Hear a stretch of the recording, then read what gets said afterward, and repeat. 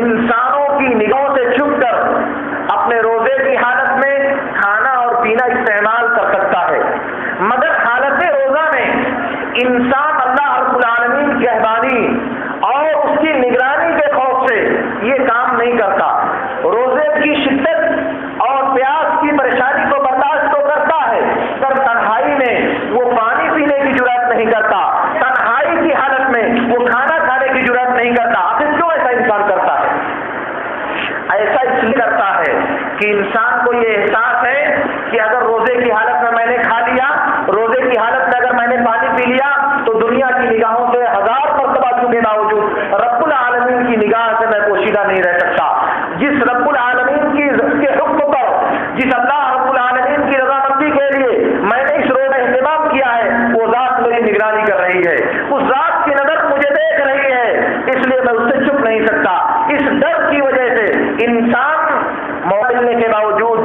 استطاعت ہونے کے باوجود، اشیاء خود و نوش کی فراہمی کے باوجود، مخلوق الہی کی نظروں سے اوجھل ہونے کے باوجود یہ جرم نہیں کرتا کہ کھانا اور پانی کا رمضان کے دنوں میں استعمال کرے۔ یہ جو کیفیت انسانی ذہن میں، یہ جو تصور انسانی دماغ میں پیدا ہو رہا ہے، اسلام چاہتا ہے کہ اس روزے کی کیفیت کو آگے بڑھایا جائے۔ وہ رب،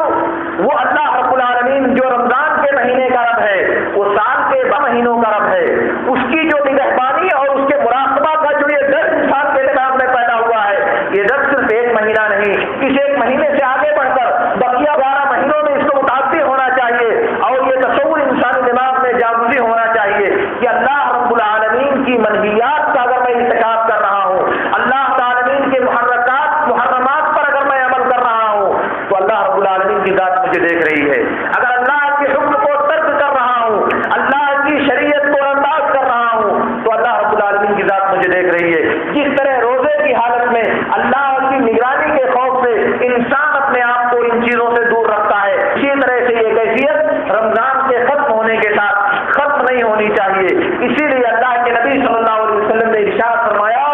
الصیام جنۃ تجن بها العبد من النار۔ روزہ یہ ڈھال ہے جس کے ذریعہ انسان اپنے آپ کو جہنم سے بچانے کی کوشش کرتا ہے۔ روزہ یہ معصیت سے، گناہ سے اور جہنم سے روکنے والا سامان ہے۔ اسی کے ذریعہ، روزے کے ذریعہ انسان اپنے آپ کو جہنم کی آگ سے بچاتا ہے۔ اس لیے یہ روزہ انتہائی عظیم الشان عمل ہے۔ شریعت میں گناہوں سے باز رہنے کے لیے، گند حرکتوں سے انسان کو محفوظ رکھنے کے لیے نبی صلی اللہ علیہ وسلم نے روزہ رکھنے کا حکم دیا ہے۔ عبداللہ بن مسعود رضی اللہ عنہ کی وہ جو روایت ہے صحیح بخاری اور صحیح مسلم میں،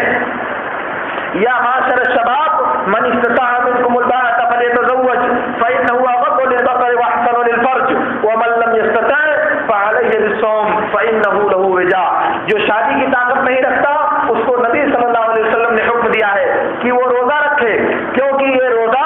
اس کی خواہشات کو روک دینے کا، اس کی خواہشات کو قابو میں رکھنے کا، اس کے ہوائے نفسانی کو کنٹرول کرنے کا ایک ذریعہ ہے۔ تو یہ روزہ انسان کو گناہوں سے باز رکھنے کے لیے، یہ روزہ انسانی نفس کو سرکشیوں اور بغاوتوں سے روکنے کے لیے ایک سامان فراہم کیا ہے رب العالمین نے ہمارے لیے۔ اس لیے اس کی عظمت کو محسوس کرنا چاہیے، اس لیے اس کی اہمیت کا تصور ہمارے دماغ میں جاگزی ہونا چاہیے، اور پھر اسی کے نتیجے میں جس طرح سے ہمیں اللہ رب العالمین کے حکم کی اطاعت کے لیے